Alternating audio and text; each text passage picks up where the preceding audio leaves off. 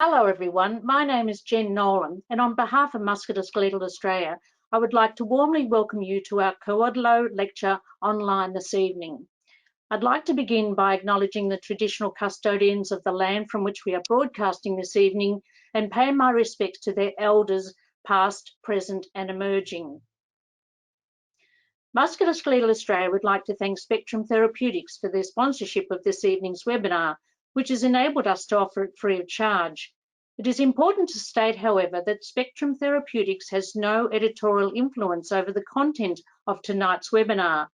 Our webinar aims to provide the community with an increased, impartial and evidence-based knowledge of medicinal cannabis and its current availability in Australia.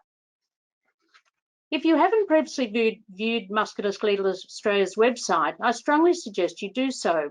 In line with our focus on empowering consumers through education and support services, we have a wide range of information, videos, webinars, tools and services, including our national helpline that is available via email and phone on 1800 263 265. We also have information about medicinal cannabis on our website.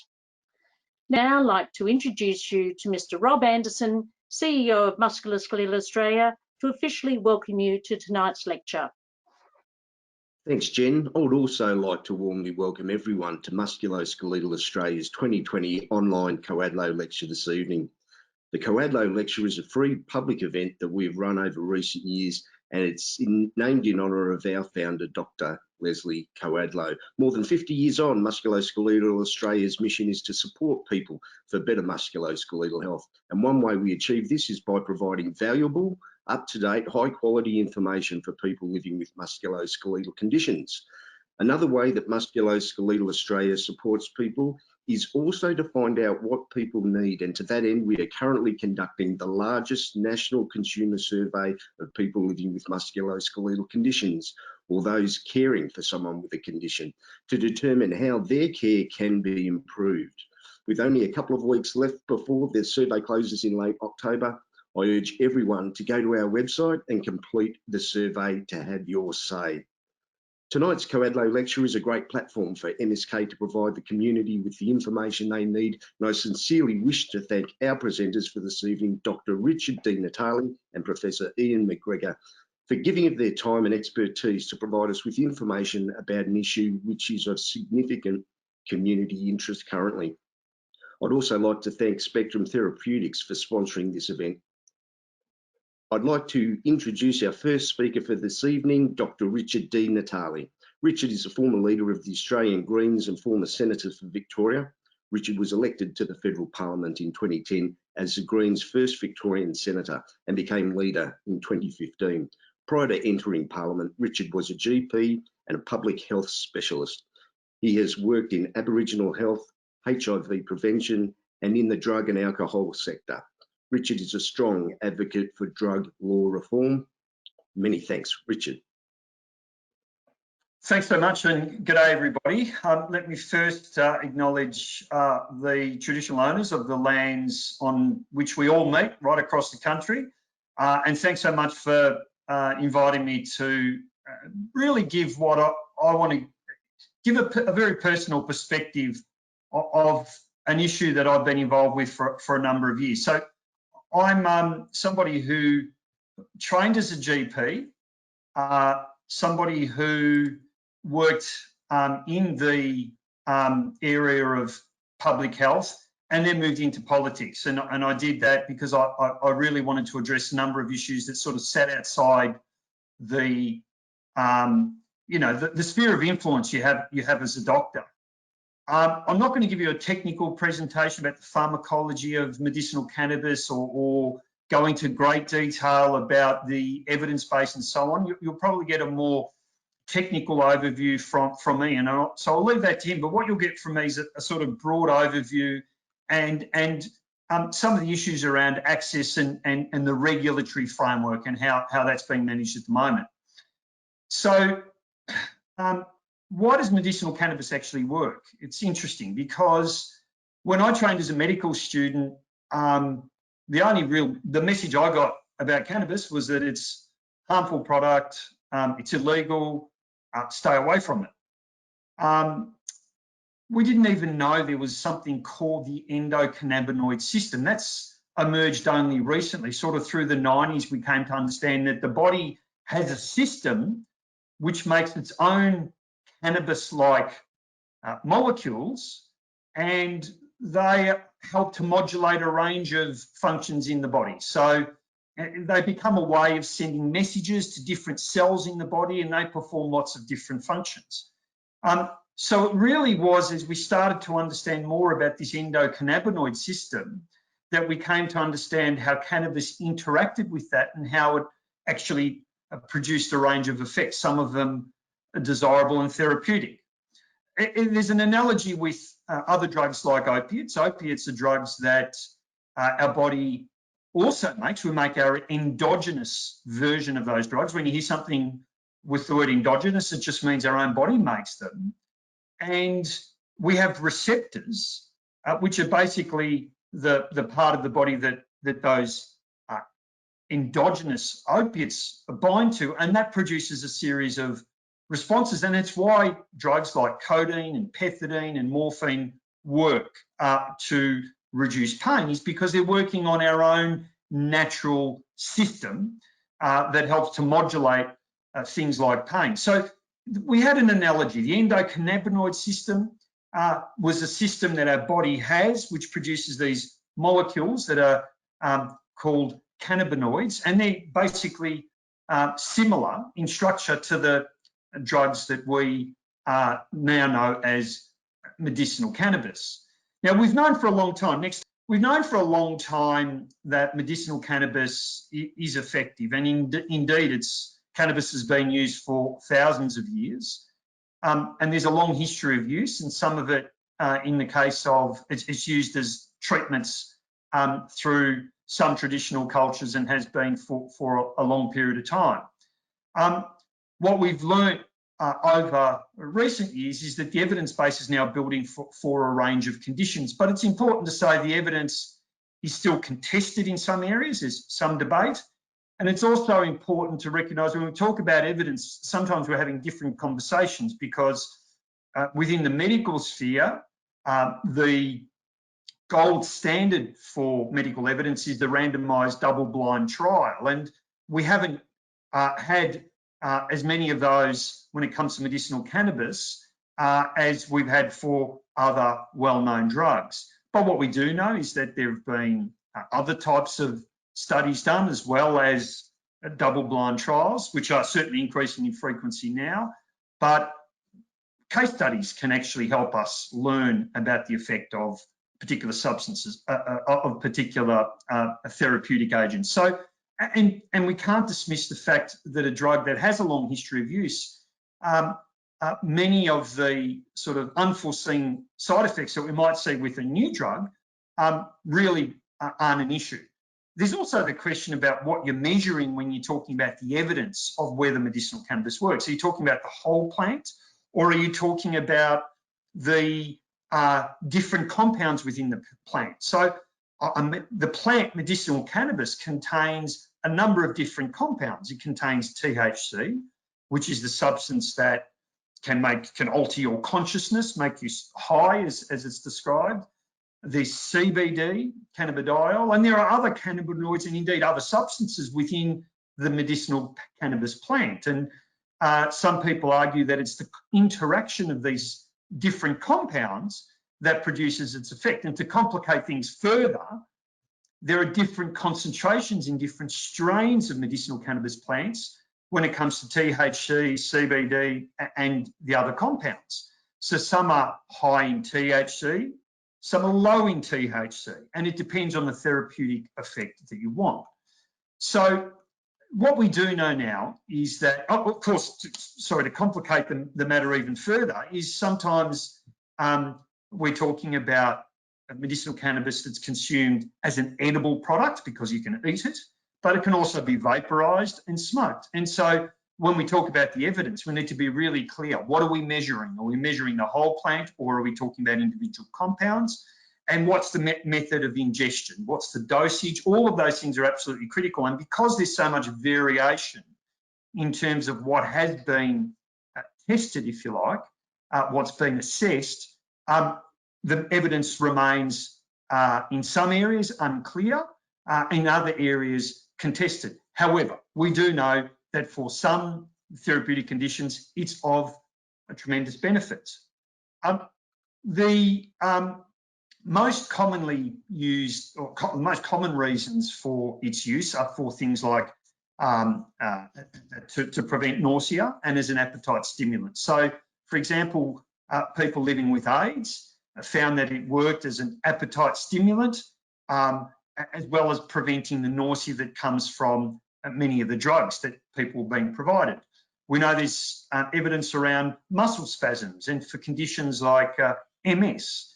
There's also now evidence, but this is a much more complicated picture about its use in pain conditions, neuropathic pain, cancer pain, and other forms of pain.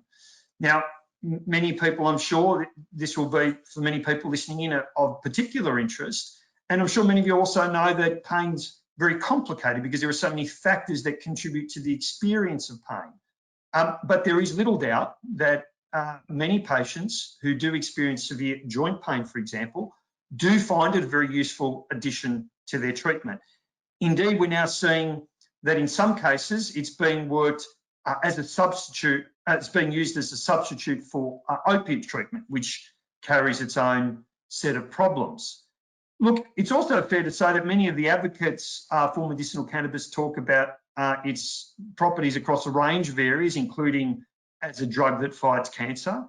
We do know that in vitro, in a laboratory setting, there might be some evidence that it has an effect, but so far in practice, we haven't seen that, and there's much more work to be done before we can say that it has a beneficial effect in that area. We know that it's also a drug that produces side effects. Now, someone once wisely said that there's no such thing as a side effect. All drugs have effects. There are the effects that are of interest to people, and if that's the major effect of a drug and it has few of the things we don't want, then we call that a medicine. But ultimately, all drugs have effects. They have a range of effects, and medicinal cannabis is no different. Apart from some of the things that I described earlier in terms of the beneficial properties that we look for, preventing nausea, an appetite stimulant, muscle spasms, neuropathic pain, of course, epilepsy, particular forms of epilepsy in very young children.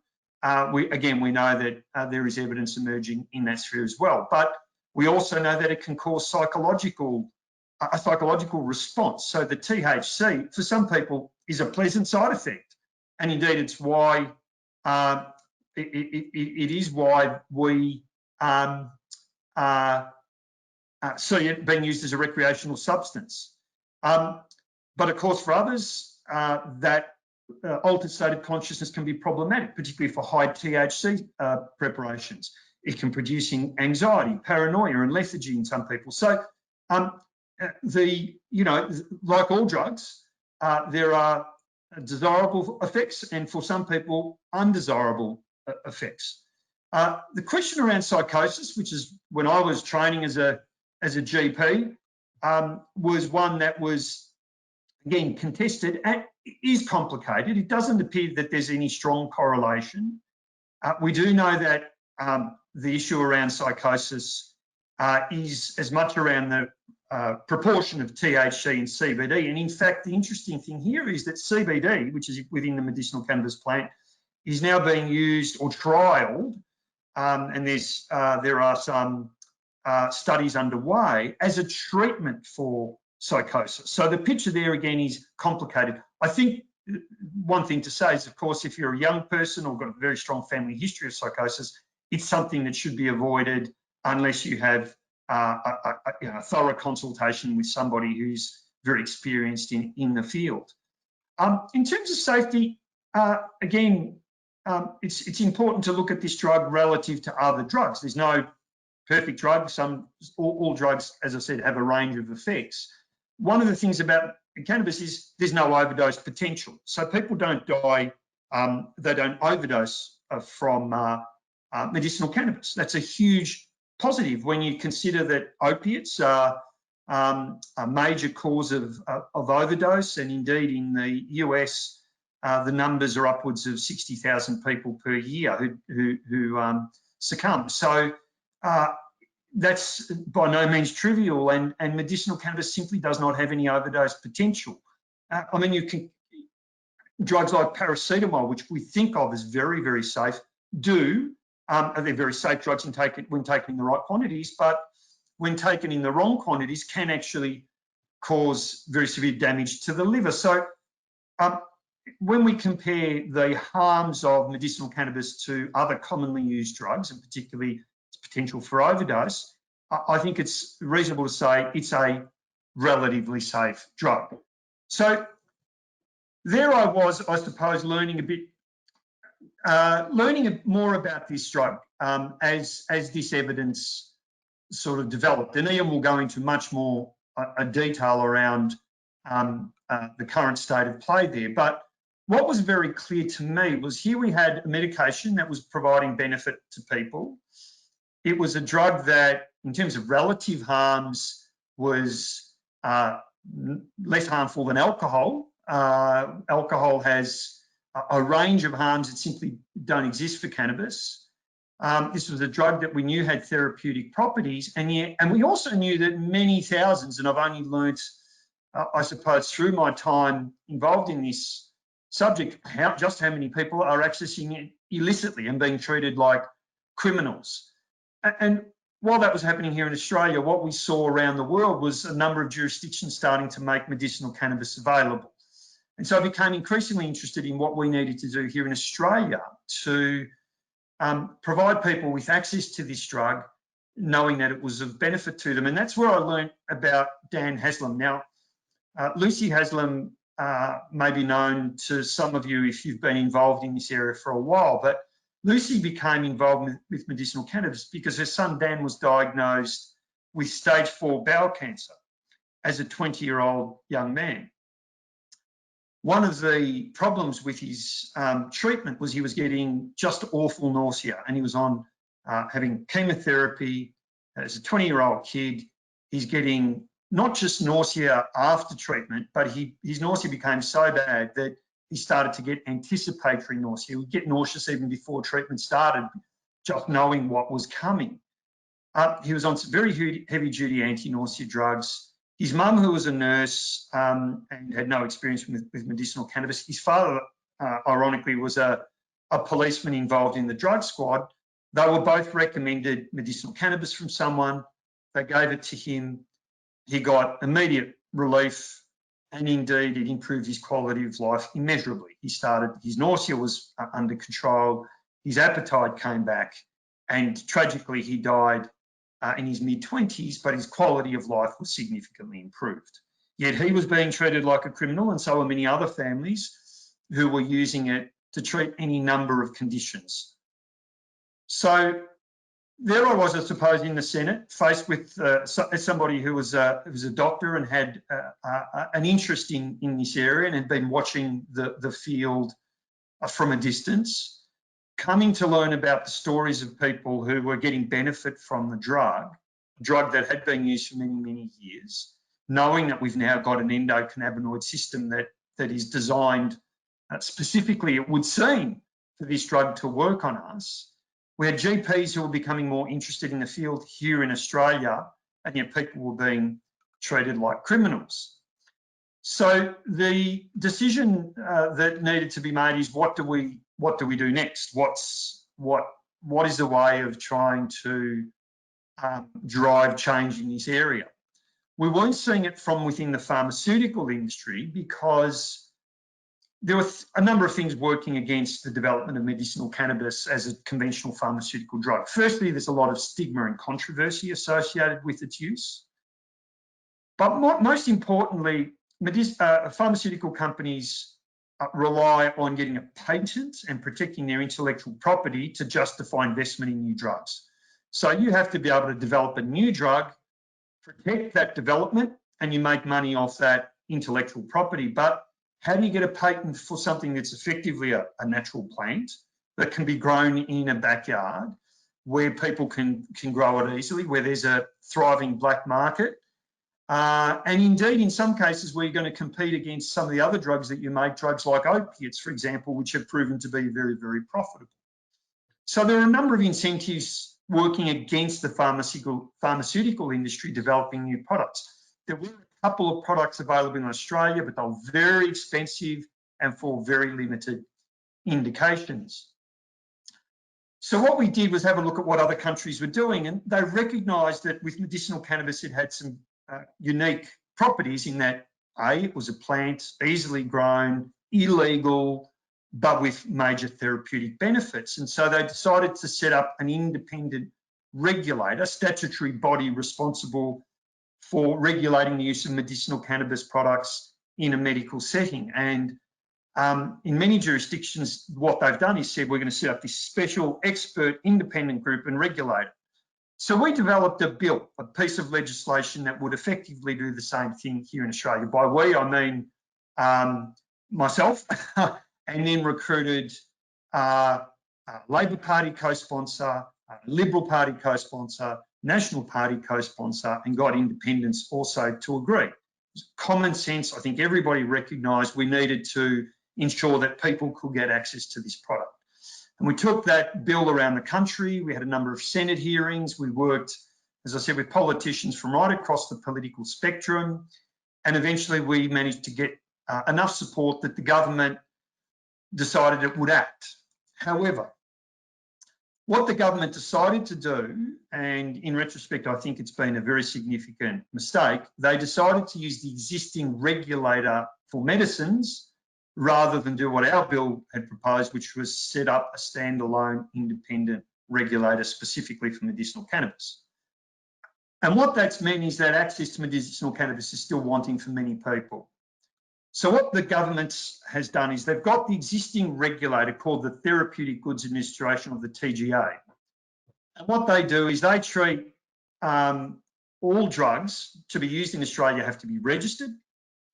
And for them to get registered, what usually happens is a pharmaceutical company puts in an application, puts in a dossier of evidence, if you like, on the efficacy of the drug, whether it works, the safety, manufacturing quality, all of those things are done by a pharmaceutical company and a drug gets registered.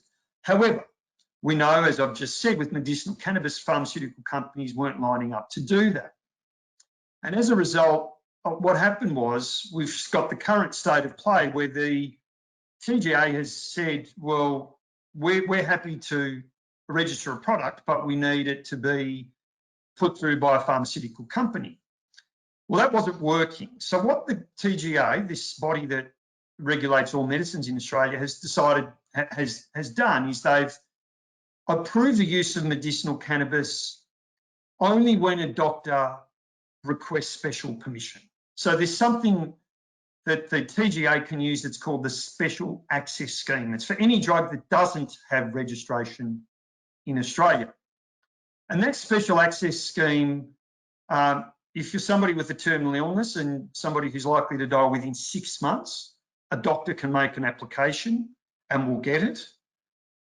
However, if your patient's not in that category, a doctor needs to justify to the TGA why this drug should be used and why other medicines in Australia are not clinically suitable. They have to go through a few hoops. Now, once that's done, unfortunately, in some states, there's another layer of bureaucracy that sits over the top of that. And there has been some streamlining of that, but only very recently, what needed to happen was then you needed to get approval from most state jurisdictions. So from the perspective of the doctor, if somebody comes in and wants to try medicinal cannabis, they may have neuropathic pain, muscular spasms, they may have joint pain.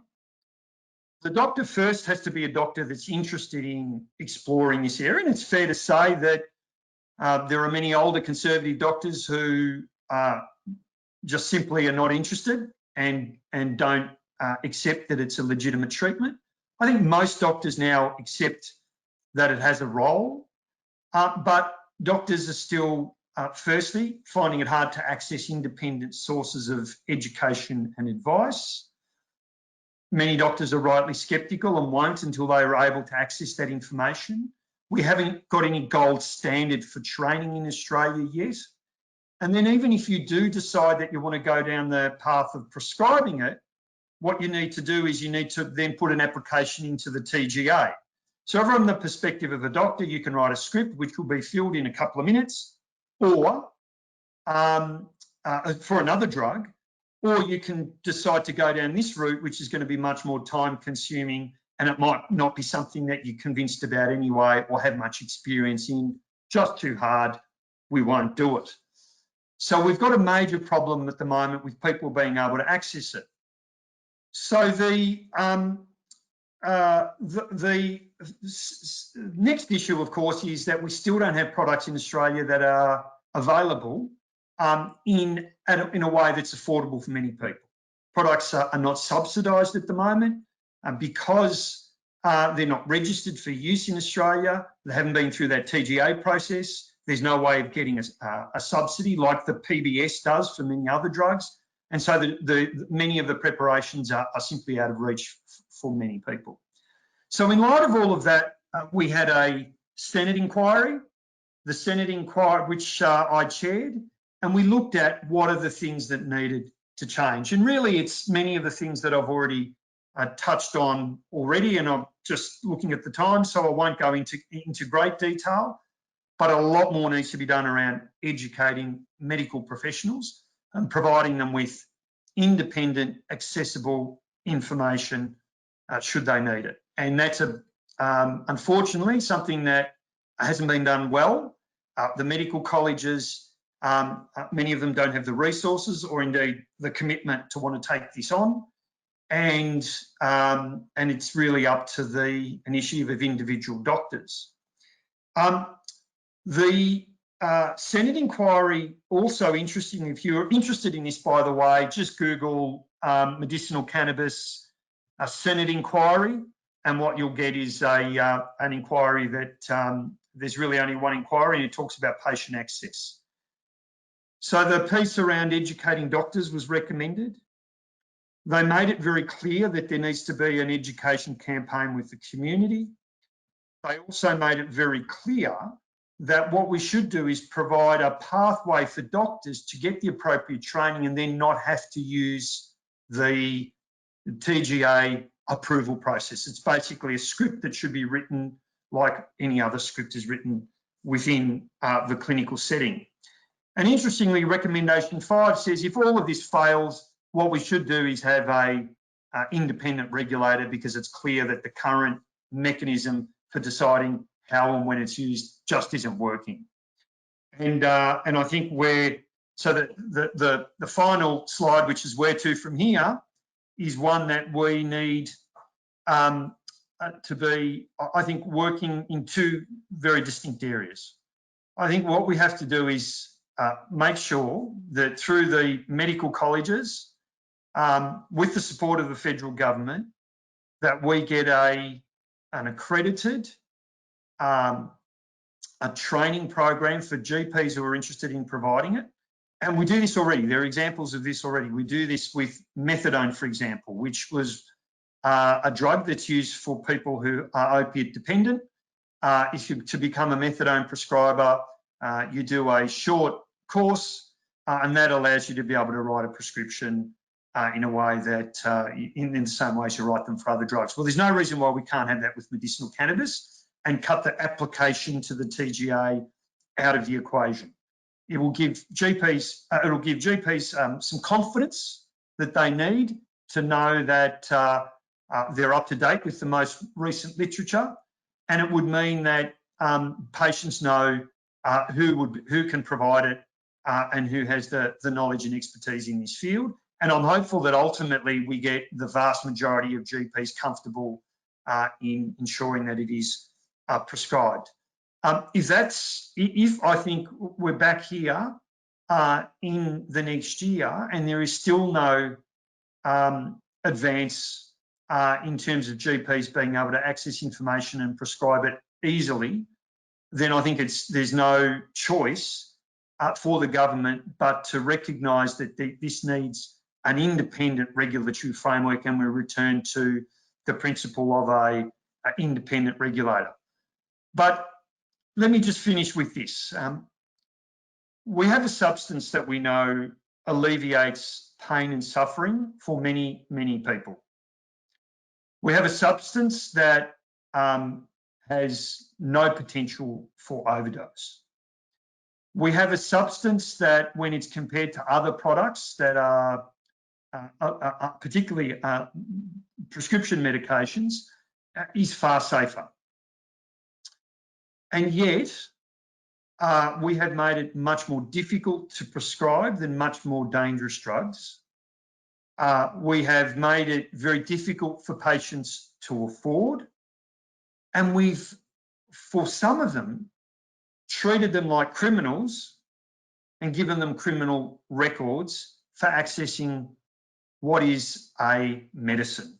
And that's wrong, and it needs to change. And it's why I've been involved in the area for a number of years, and why I hope to continue to stay involved until anybody who wants to try medicinal cannabis from the perspective of a health condition for which they might get benefit is able to do it easily and affordably. That's really what my goal is here. Thanks very much for sharing your incredible experience and knowledge from particularly your time in Parliament and you know, your involvement with the Senate inquiry and so on. So and the fact that you're willing to stay involved in relation to this issue, I think is a wonderful thing. I'd now like to introduce Professor Iain McGregor. Iain is Professor of Psychopharmacology, NHMRC Principal Research Fellow and Academic Director of the Lambert Initiative for Cannabinoid Therapeutics in the Brain and Mind Centre at the University of Sydney, Australia. Iain's historical research has focused on the effects of drugs on the brain and behaviour, and more recently on the discovery and development of new medications for the treatment of disease. Iain has a strong interest in the area of medicinal cannabis, with more than 20 years of experience in cannabinoid research. The Lambert Initiative for Cannabinoid Therapeutics was formed in 2015 with a gift of unprecedented generosity from the Lambert family to the University of Sydney. The Lambert Initiative aims to fast-track research into the therapeutic benefits of cannabinoids in various disease states, and the Lambert Initiative is also engaged at a social and political level to improve community and professional education around medicinal cannabis and to bring about evidence-based regulatory change and improve patient access. So, Iain, I'll hand the microphone and the camera over to you. Thanks very much, Iain. Well, thank you very much, Jen, and it's wonderful to be here tonight, and thanks for the opportunity to deliver the Koadlow Lecture for 2020 alongside Richard, and wonderful job, Richard. I thoroughly enjoyed your talk, and congratulations on all the wonderful work you've done in the medicinal cannabis space over recent years. It's very much appreciated by patients and scientists alike. And just a few disclosures there, mostly around companies whose products we've used for various clinical trials in the medicinal cannabis space. I'd really like to start by thanking Barry Joy Lambert, who in 2015 gave this amazing gift to the University of Sydney to establish the Lambert Initiative for Cannabinoid Therapeutics, a kind of purpose-built research centre for medicinal cannabis at the University of Sydney. And their story is a very interesting one, and it relates to their granddaughter, Caitlin, who suffers from a very severe form of epilepsy called Dravet syndrome. And Caitlin was a very sick little girl, aged about 3. Her father, Michael Lambert, discovered that giving her what was then an illicit cannabinoid product that was sourced from Denmark, he was bringing it in illegally, had a transformational effect on Caitlin's health. And she went from having hundreds of seizures a week to having no seizures, and essentially turned an incredible corner in terms of her health and well-being.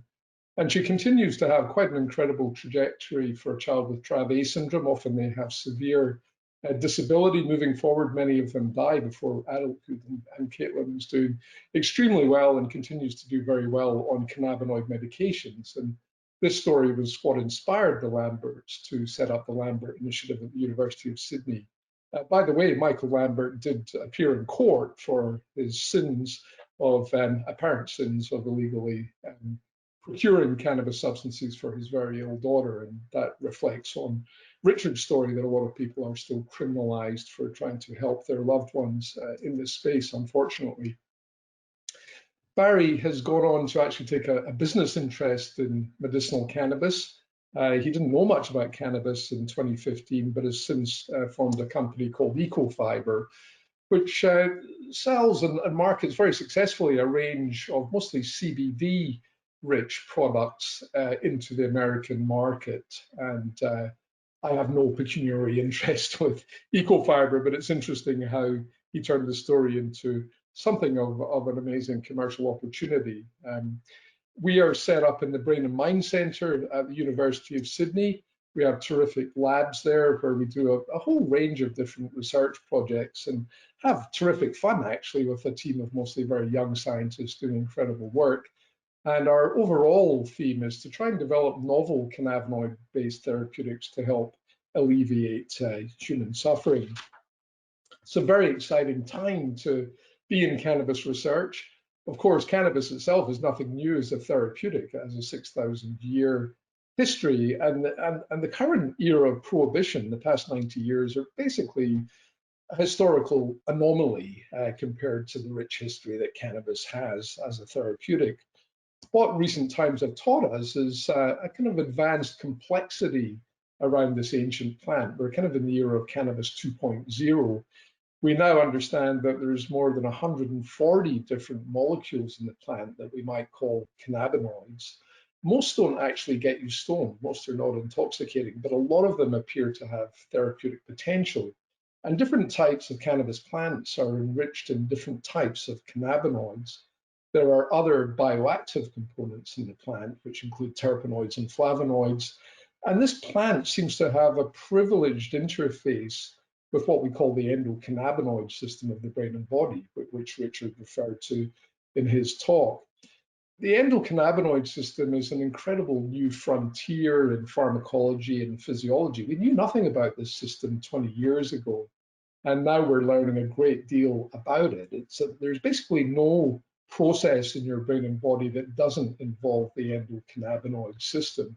There's a lot to learn about the system, but it modulates very basic processes, metabolism, inflammation, psychological processes like anxiety and fear, metabolic processes, and also heavily involved in disease states as well. And we're trying to understand how the endocannabinoid system might change as a result of people being afflicted with various diseases and conditions.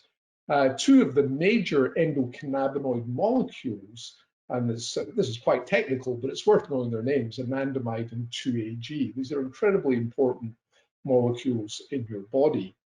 Now, it doesn't matter where we look in the body, you'll find endocannabinoids, you'll find the endocannabinoid system, you'll find anandamide and 2-AG. So if you look in skin, it's full of endocannabinoids and various proteins that we interact with. If you look in the gut, then you have endocannabinoids galore there. If you look at joints, for example, your knee joint, the synovium, is a very complex endocannabinoid system there. This brings forward the idea that if we can modulate the endocannabinoid system, and it appears the cannabis plant has privileged access to that system, then you can gain a great therapeutic advantage in terms of trying to alleviate disease and suffering. We're also using our knowledge of the endocannabinoid system to better understand what are very widely used traditional medicines. So we learned recently, for example, that one of the actions that Panadol has, not the toxic action on the liver, but its effects on pain and inflammation, seems to involve fairly direct modulation of the endocannabinoid system. So when you're taking Panadol, you're actually really taking a cannabinoid. Not a lot of people realize that. Another really interesting thing is that people vary in terms of their endocannabinoid systems. This is a fascinating story from Scotland, my home country, of a woman who had a funny genetic mutation, which meant that her endocannabinoid system was overactive. She had huge concentrations of endocannabinoids in her blood, in her brain, and her body. And they discovered this because she went in to have fairly serious surgery for osteoarthritis. And the doctors soon realized that this woman had really severe joint degeneration. Normally that'd be associated with a great deal of pain, but she seemed to feel no pain from her condition whatsoever. And when they probed her surgical history, they found that she'd had various dental and other medical procedures that would normally be very painful, but she never required any pain relieving medication. When she was cooking in the kitchen, she'd often burn herself, and she'd only realize she was burning herself because she smelt her own flesh burning. That's fairly grotesque, but a testament to how she felt very little pain. And she could eat the hottest of chili peppers without any discomfort. When they asked her about anxiety and depression, she never feared anything, and on scales, psychometric scales, she scored very low for anxiety and depression. What cases like this tell us is that if you have upregulation of the endocannabinoid system, you seem to be able to make pain disappear and also alleviate anxiety and depression. And that gives us great hope that some of the cannabinoids present in the plant may actually have this direct line to the endocannabinoid system to cause pain relieving and also major effects on anxiety and depression. So at the Lambert Initiative, we're trying to deconvolute the plant. We're trying to interrogate the actions of these endocannabinoids. And without getting too technical, I'll tell you that these days a lot of uncovering of interactions between drugs and their targets is done on computers. So we do a lot of high-end computational work modeling how cannabinoids interact with cells in the body and their receptors. And we also physically do work where we look at these cannabinoid effects on receptors, particularly receptors that we know are related to pain and inflammation and epilepsy and other medical conditions. We also run a lot of cellular models of disease. So we can take cells from the knee, for example, from patients that have arthritis that show inflammation, and we can apply cannabinoids to these cells in a test tube and find out which cannabinoids are best in terms of reducing inflammation. We do the same with cancer. We kill cancer cells routinely with various cannabinoids. And also we have many brains actually from epilepsy patients which show abnormal electrical activity. Don't worry, the brains aren't conscious, but we can use these brains to look at how cannabinoids interact with epilepsy type electrical activity in these brains. And we also run animal models. We have mice that have the same sort of epilepsy that Caitlin does, caused by a genetic mutation, and also animal models of arthritis and cancer and addiction. And that allows us to very quickly try and find the best cannabinoids for various disease conditions. But we also do a lot of work with humans. We do a lot of clinical trials, and we partner with various medicinal cannabis companies and universities around the world to run these clinical trials. And as Richard mentioned in his talk, there's still a lot of uncertainty about the evidence base for medicinal cannabis. And the best way to convince doctors to prescribe medicinal cannabis is to provide them good quality evidence from clinical trials. And we've recently completed trials, for example, in youth anxiety, in chemotherapy-induced nausea and vomiting, and effects on driving as well in the Netherlands. We've got currently running trials in things like Tourette syndrome, insomnia, exercise and endurance. We also have a number of trials launching soon. Richard mentioned the antipsychotic effects of certain cannabinoids. We're involved in a big study down in Melbourne that's launching soon around that. Also, there seems to be effects on addiction, say alcohol dependence and methamphetamine dependence. We're running trials on these conditions, and also pain with spinal cord injury and sleep. So there's an awful lot of exciting clinical research to be done, and we're very happy and privileged to be involved in that research. And if you're interested in getting involved in clinical trials at the Lambert Initiative, then please go to our website, and you can actually put your name down on a list, or as someone that would like to be recruited for these trials. Another thing that we do is politics and policy. That's a picture of me and my colleague Jonathan Arnold about to appear in front of Richard's Senate inquiry, and that was a very important landmark in patient access. So we do a lot of work on that, and a lot of our research is around the kind of subterranean world of people in Australia who can't access official medicinal cannabis and are using illicit cannabis. And I'll talk a little bit more about that later on this evening.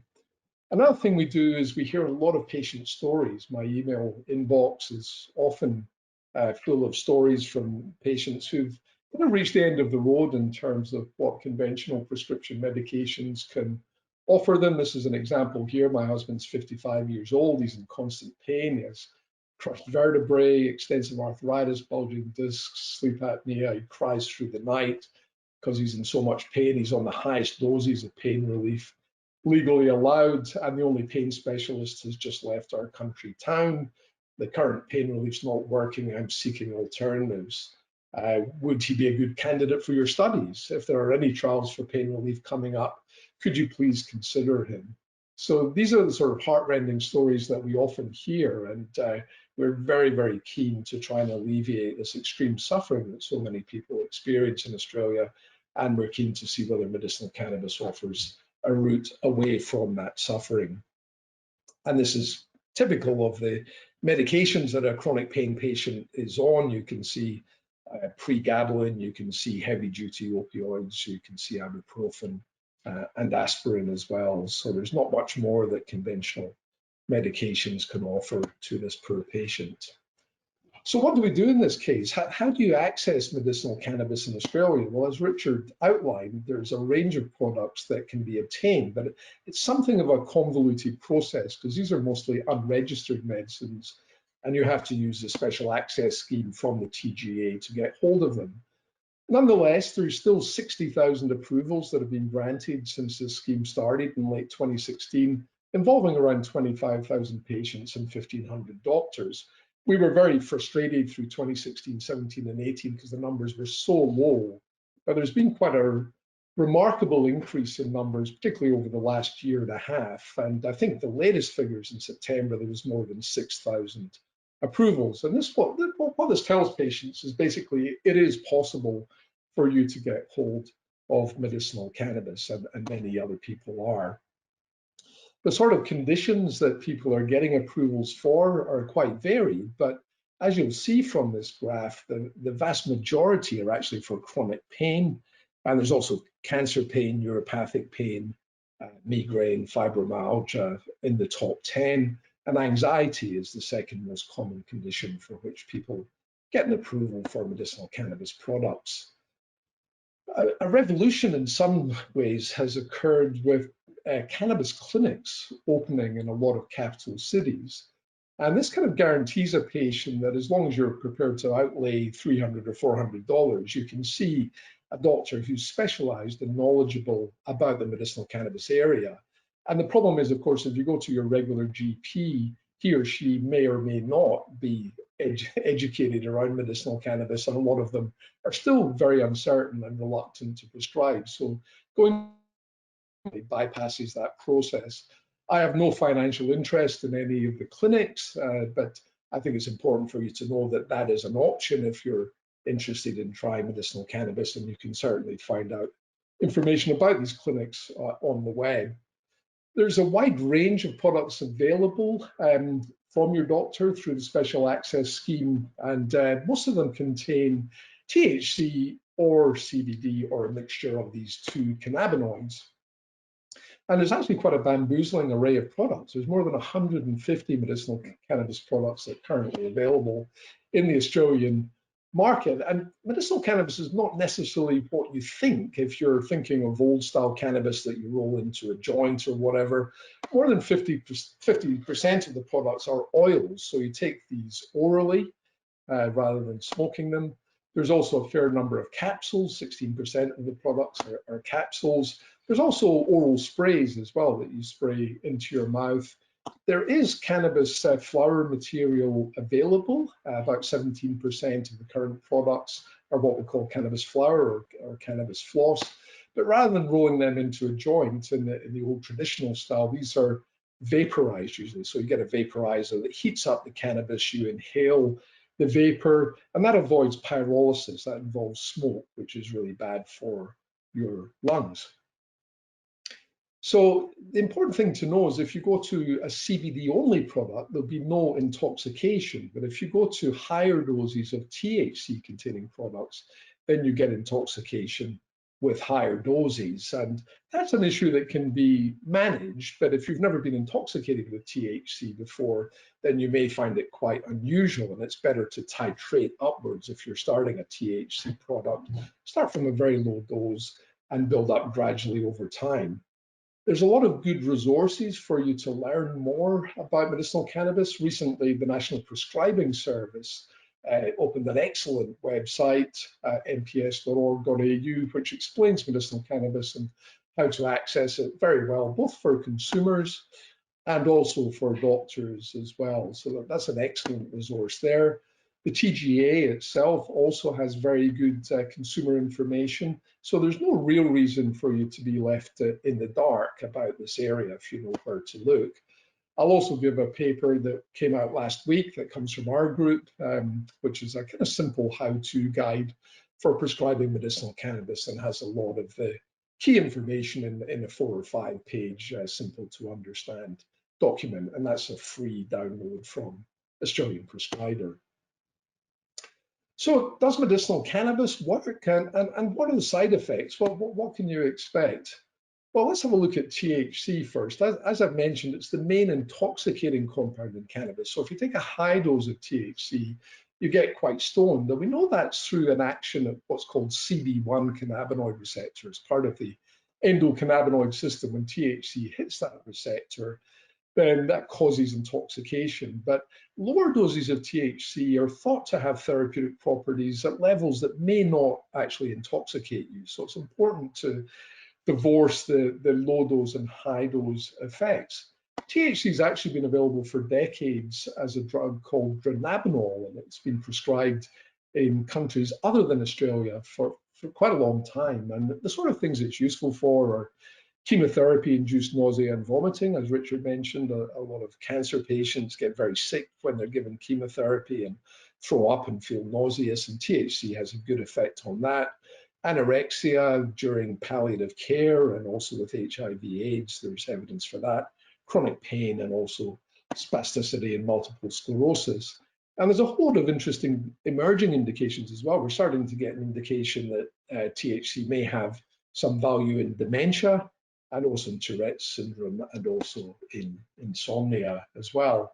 And here's a study that we were involved in with some oncologists at the Lifehouse Centre in Sydney, and it verified the value of THC CBD containing capsules for people that had chemotherapy-induced nausea and vomiting that wasn't being helped by standard treatment, so refractory CINV. And this proves the point, I think, that cannabinoids can move in when conventional medications fail and produce a useful therapeutic effect.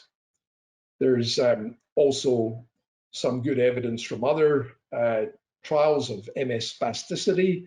In fact, this spray called Sativex, which contains THC and CBD, has been used for many years for spasticity in multiple sclerosis, the painful muscular spasms that people with MS experience. And this is the only cannabinoid product that's currently registered in Australia, Sativex. We've got a trial underway in Queensland for Tourette's syndrome for people that have uncontrollable tics. And we're starting to get an interesting signal from this trial that one of the conditions is placebo-controlled, so we don't know which one, but one of them seems to be causing quite a remarkable reduction in tics. So we'll know the final answer to that question at the end of the year, but that involves THC as well. There's also some remarkable data from Israel. This is a very large study with almost 3,000, I think, cancer patients with advanced cancer, looking at what happens when they take a cannabis product for 6 months. This is cannabis plant material. And if you look at the pain intensity rating at the beginning of this study, before treatment, there's 253 patients that rated their pain intensity as 10, 129 at 9, 223 at 8. So these are people with really severe pain. And after 6 months on cannabis, you can see that very few patients had pain ratings that high. And there was also remarkable improvements in quality of life in the study. The TGA has summarized the evidence themselves around medicinal cannabis and its efficacy in treating chronic non-cancer pain. And they were quite cautious in a way, but they did conclude, and I'm sorry for this very busy table, but if you focus just on the punchline down the bottom of the slide, they concluded that the overall evidence is not very good, and there's not that many robust clinical trials. We're always looking for very good quality clinical trial evidence. And unfortunately, with cannabis, the quality's not been that good historically. It's been quite difficult to do clinical trials with cannabinoids. But despite that, they still concluded that there was moderate evidence that cannabinoids were effective in providing as much as a 50% reduction in pain. So that's the TGA. The side effects to look out for, well, always good, as I said earlier, to titrate your THC doses upwards gradually to avoid these side effects. The higher doses can cause dizziness, confusion, cognitive impairment, and some anxiety and paranoia in vulnerable individuals. And if you have a family history of mental health problems, particularly schizophrenia, you'd probably best avoid at least higher doses of THC.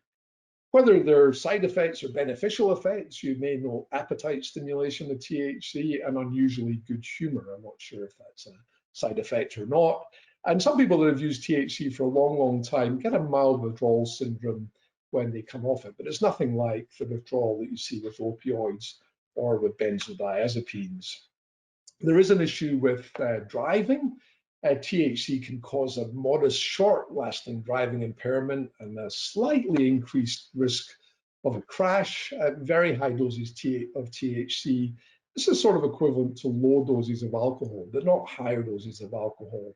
And in regular cannabis users, we actually see substantially less driving impairment. And in some measures of driving, THC actually appears to reduce risk. Drivers appear to compensate for the presence of THC, drive more slowly, and leave a larger distance between them and the car in front. And overall, the risk with cannabis appears less than prescription medications where driving is actually legal. So benzodiazepines, opioids, drugs, antihistamines, all impair driving, but there's no roadside drug testing for these substances. With CBD, there doesn't appear to be any driving impairment. And I think we need to tweak the legislation in Australia to better reflect actual risk that cannabis poses. Of course, if you're on a THC product, then you have no exemption from roadside drug testing. So it's good to be aware that if you've taken a THC medication recently, then you're probably vulnerable to giving a positive roadside drug test for at least 6 hours afterwards. And we've done quite a lot of work on that and shown that the current roadside drug testing technologies are actually quite unreliable. So some unlucky people may still give a positive test 24 hours later, even when there's very little THC in their saliva, while other people, even 10 minutes after they've taken THC, will give a negative test. So the roadside testing technology is really not very good at all, but you do run a risk under current legislation of being criminalized for driving under the influence of THC. And we know this is a substantial disincentive for people joining our clinical trials where there's THC medications involved. Okay, let me just tell you a little bit now about CBD. It's the non-intoxicating cannabinoid. It has a whole bunch of neurochemical actions that are very interesting, but it doesn't hit the CB1 cannabinoid receptor like THC, so it doesn't get you intoxicated the way that THC does. It seems to increase concentrations of endocannabinoids in the brain and the body, and it has strong anti-inflammatory effects in a lot of the cellular models and animal models that we look at. And recently, the TGA approved a CBD product called Epidiolex for pediatric epilepsy. And this is very similar to what Caitlin Lambert was given illegally back in 2015 by her father. She was obviously way ahead of her time, and that medication is now an approved medication 5 years later. It's taken all this time for the regulators to catch up. And there's a whole lot of very interesting emerging indications for CBD. And as the New York Times magazine said recently, can CBD really do all that? There's a huge amount of hype that CBD is like a universal panacea and can relieve everything from depression to arthritis to diabetes to cancer to brain injury, and we certainly need more science to work through these claims. And as with THC and cannabis in general, there's generally a lack of high quality research. And say with musculoskeletal diseases, a recent review said that basically there's not anything other than anecdotal accounts and retrospective reviews. So we desperately need to do high quality clinical trials of CBD in the pain arena. It's already the case that many Australian patients are using CBD for pain. So if we go back to this slide, the S4 category of medications in Australia, the medicinal cannabis products, are CBD products. So you can see from this graph that a lot of chronic pain patients and cancer pain and neuropathic pain patients are using CBD dominant products. We just don't have any clinical trial evidence that they work, but I assume that if people are using these products, then they must be doing something useful. One thing that we recently gathered evidence for with CBD was anxiety, and we showed in a clinical trial in Melbourne with the Origin group that 12 weeks of treatment with CBD at quite high doses had quite a remarkable effect on young people with anxiety disorders. And again, these were sort of the really hard cases. These were young people who hadn't benefited from seeing a psychologist or from antidepressant medication. And we treated them in this clinical trial with escalating doses of CBD in capsules over 12 weeks, from 200 milligrams up to 800 milligrams, and really got quite a remarkable effect, a highly significant reduction in their anxiety and impairment at week 12 on 2 different measures of anxiety, and also a reduction in depressive symptomatology. Depression and anxiety often go hand in hand. And their overall occupational functioning and social functioning, their ability to get out the house and to make their way in the outside world was greatly improved. So there's a lot of promise there with higher doses of CBD in intractable anxiety, and we need more and larger clinical trials to cement this effect.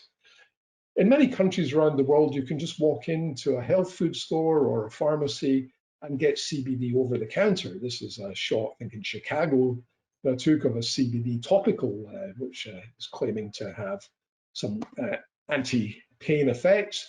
You can even get CBD in your ice cream. It's all become a little bit crazy in some ways in the USA, the range of CBD products that are available. And there's a lot of hype about low-dose CBD in sports. We've got Bubba Watson there, the top golfer, swearing by the use of CBD. It helps with his body and helps with his anxiety. And I think most of the rugby players in the UK at the moment are on CBD to help them with recovery from matches, and CBD is widely available over the counter in the UK. In fact, this is me in my hometown of Edinburgh, walking into Holland and Barrett in Princes Street to get hold of some 5% CBD. I use it for tennis, actually. It seems to improve my very lousy game. The thing about the over-the-counter products is that they're very low doses, so typically 10 to 100 milligrams of CBD, whereas when we get to treating epilepsy or severe anxiety, we're dealing with doses of 300 to 1500 milligrams. So there's a real question mark around the evidence base for these low-dose CBD products. Interestingly, in Australia, the TGA has come out with an interim decision which may allow these low-dose CBD products to become over-the-counter medications in Australia during 2021, but they're only allowing a recommended daily dose of up to 60 milligrams. So while this is a really welcome development in terms of improving patient access to CBD, there's a lot of uncertainty over whether these very low doses do anything in particular. And some evidence has come recently from New Zealand, and in a study of patients who were prescribed CBD, there was an encouraging signal with things like pain and discomfort in people who had non-cancer pain, but also anxiety and depression. So we certainly need better evidence. The evidence is starting to accumulate, but it needs to be consolidated. And one of the key trials that we'll run at the Lambert Initiative next year is to look at low-dose CBD in adults, older adults who have mild to moderate insomnia, and we'll give half of them placebo and half of them a low dose of CBD over 12 weeks, escalating from 20 up to 60 milligrams, and we'll hope to have a positive effect on their insomnia, but also on anxiety, pain, mood, cognitive function, and quality of life. So this is really a flagship study for us moving forward. Another really important study I mentioned earlier, people who suffer spinal injuries have to deal with the devastation of what that causes. But to add further cruelty, about half of them experience chronic neuropathic pain as a result of their injury. And we have a theory about what's going on in the brain with these patients, and we have a theory that CBD may be able to turn down the pain signal, and we're going to run a clinical trial and combine that with brain imaging. And this is Luke Henderson, Sachin Shetty, and Elizabeth Cairns from the Lambert Initiative that are going to run this trial, and this could be a real major breakthrough in terms of CBD's use in intractable chronic pain. Some final thoughts just to close out my lecture. We have maybe 30,000 patients getting official cannabis by the end of this year. That's great, but the Australian government's own figures from the Australian Institute of Health and Welfare suggest that 600,000 Australians are currently using medicinal cannabis. So 570,000 are probably using illegal products. And Richard referred to this gap between the legal scheme and what's actually happening on the ground. And we published a paper recently where we surveyed nearly 1,400 Australians that were using medicinal cannabis and found that only 1 in 30 of them were actually accessing their cannabis legally. So that's a huge number of people that are continuing with illicit cannabis to treat their medical conditions and who suffer the risk of being criminalized if they fall into the criminal justice system.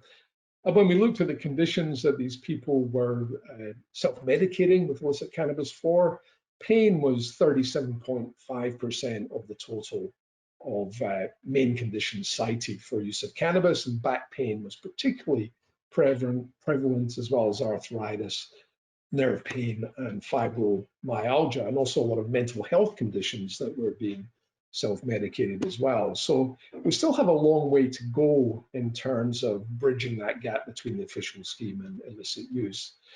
One reason for encouragement is Australia has a lot of clinical trials around medicinal cannabis. When we last counted, there was more than 60, and we're probably one of the best countries in the world for doing clinical trials for medicinal cannabis. We have a great health system, and we have access to, I guess, reasonably good quality products for these trials.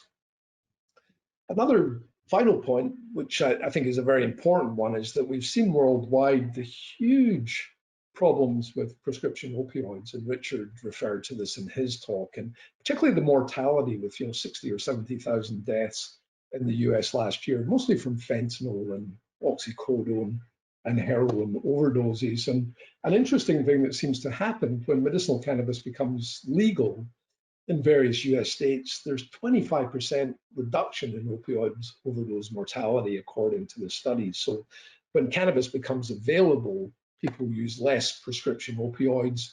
And other studies suggest people use less Lyrica, gabapentinoid type drugs, and also benzodiazepines. So that in itself is probably a good reason to improve access, because medicinal cannabis, I think, is a lot less harmful, certainly, than the opioids and the benzodiazepines. We at the Lambert Initiative will continue to try and build a better cannabis, and in our research, we've got some of these plant components that aren't THC or CBD that look very exciting. We have one called CBC that has very strong anti-anxiety effects. CBG seems to be showing quite remarkable effects against inflammation. CBGA is an anticonvulsant. And we're also working on a range of new molecules that seem to just give the endocannabinoid system a big boost, and by doing that, they reduce pain, anxiety, and depression. So it's a very, very exciting time to be involved in this field. And thank you so much for the opportunity to give this lecture. Well, thank you, Ian, for such a comprehensive presentation that really sort of walked us through so many aspects to do with medicinal cannabis. So, so that was really fantastic. It certainly increased my understanding quite a lot, and I'm sure it did with many members of the audience. Richard, maybe a question for you to start with. Someone has asked whether it's possible to confirm if medicinal cannabis is an item that could be purchased with home care package funds. or is that something that is probably quite particular? It's quite a specific question, I guess. Yeah, I doubt it. I think, unfortunately, the access pathways, as we've described, and it's very hard to see how the government would permit the use of those funds to access medication like this. So I think that's unlikely. Doesn't mean it's the right decision. I think ultimately what we really are aiming for is to have a product that, or products, the many different products, but to have a range of products that are affordable. And one of the other recommendations in the Senate inquiry was that if we don't achieve that through just having more products come online and costs come down, then ultimately we need to set up some sort of subsidy scheme, and that would be, that's something that the committee recommended, but I suspect particularly at the moment the government's not particularly keen to come at. Thanks, Richard. And Ian, a question for you.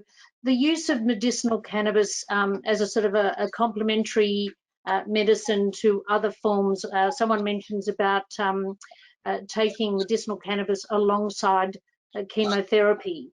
What are your comments in relation to that in a sort of a complementary sense? Well, I think the evidence is fairly good now that you can get relief from some of the adverse symptoms of chemotherapy with particularly THC, but CBD may also have a role as well. And we've certainly shown it with nausea and vomiting, but a lot of people actually develop neuropathic pain, neuropathy, as a result of the chemotherapy, particularly with cisplatin and drugs like that. And certainly in animal models, it seems the prevention of that kind of neuropathy with cannabinoid as well. So it's certainly worth considering. And I think that recent study from Peter Grimison that was just published last month may reverberate around the world, actually, in terms of clinical practice. And that is the hope, that we're doing these clinical trials to try and change the way that doctors behave and to give patients a better chance of a therapeutic response, particularly in areas like cancer where there can be quite extreme suffering. Ian, Richard, a question for you. Just someone's commenting, it's strange that medicinal cannabis is controlled by the poison standard in Australia. Well, I think Ian touched on it. There's a very long history around the use of cannabis in any setting, and that has been responsible for really holding back a lot of the developments that we're now starting to see. Is the drug's officially illegal, and that made it very difficult, and that's not by dint of just Australian law. That's an international convention on the use of drugs effectively prohibited the use of cannabis. Now, that's changed recently, but it is one of the reasons why we're only starting now to see the field flourish, and I think potential of the very many different preparations starting to be explored now. Ian could probably talk about the many obstacles I suspect they've had to confront over their years in this field. Yes, I used to joke that it'd be easier to land a chimp on the moon than to run a clinical trial with medicinal cannabis, and that's what it was like.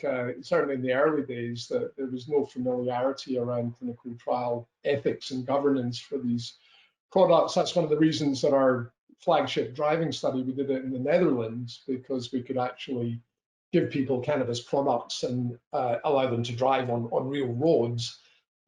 So I think it'd be fair to say that as of 2019, 2020, there's a lot better understanding around clinical trial governance. And in fact, talking to overseas companies, they sort of hold Australia up as a great destination to do their clinical trials. So that's been a bit of a change. And I think one of the key things is actually to differentiate CBD and THC. As soon as governance and ethics and doctors understand that difference and you're running a CBD trial, everything becomes much easier. There's still issues with THC and particularly recruiting patients when we tell them that they're on a THC product and they can't drive for 12 weeks for the duration of the trial.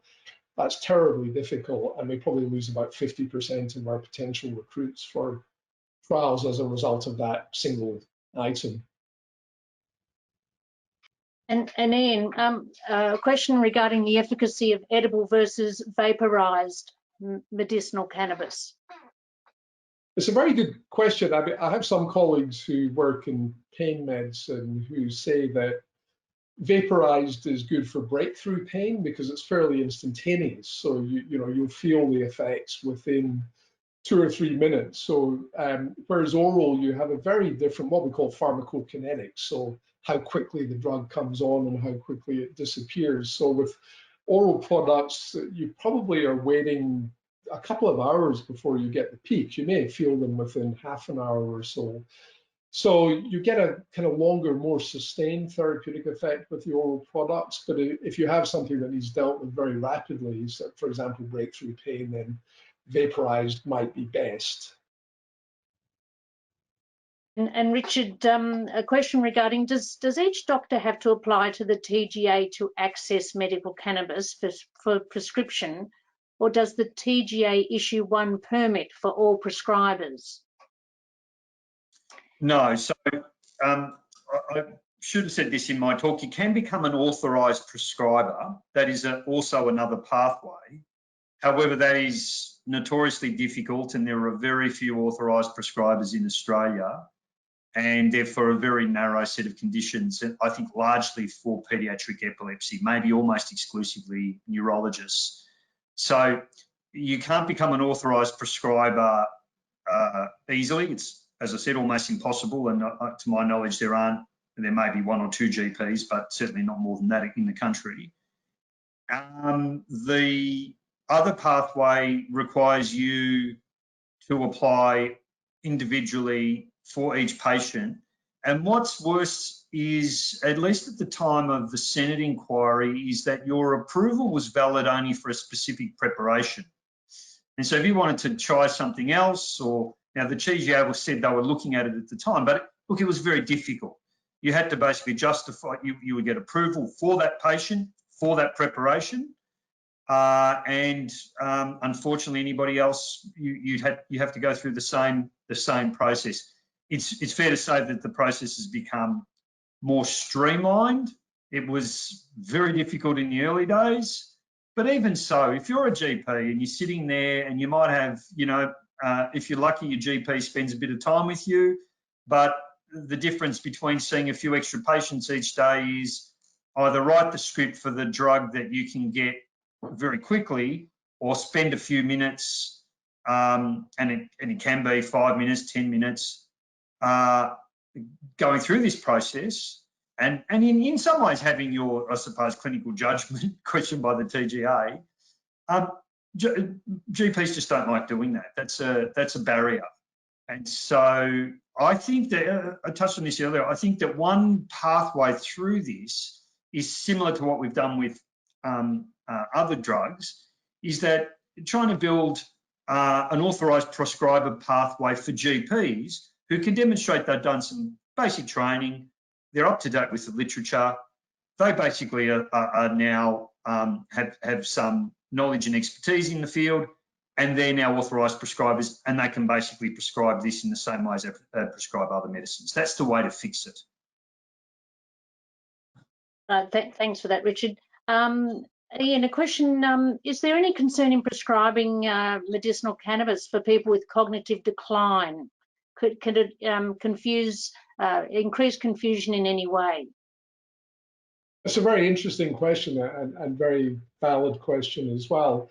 With CBD, we know that it has quite strong neuroprotective effects. So certainly in animal models, it seems to reverse some of the neurodegeneration that you get. There's some very good Australian research actually with animal models of Alzheimer's disease where CBD's had quite a remarkable effect in restoring cognitive function. We're yet to see that in human clinical trials yet, but it's an interesting signal. Another thing that is interesting with THC is, again, in animal models, I mean, we know that THC tends to impair cognition, particularly in young people, but in animal models of dementia, it seems to restore cognition, which is quite incredible.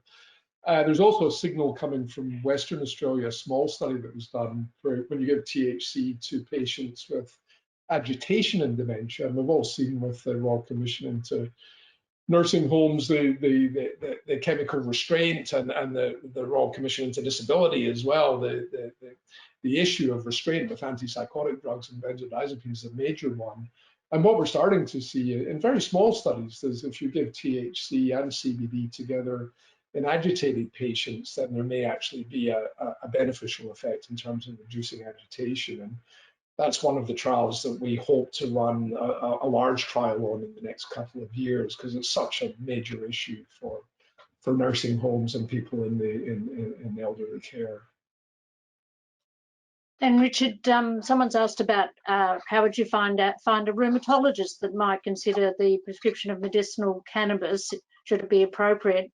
Is it a matter of just raising it with your rheumatologist and you know, finding a rheumatologist? I guess there's no particular lists around for specialists, would there be? No, it's a good question, and unfortunately, a lot of this is word of mouth. I think Ian mentioned these new cannabis clinics, but it's it's a few $100, $300 or $400 just for a consult, and so most people just don't.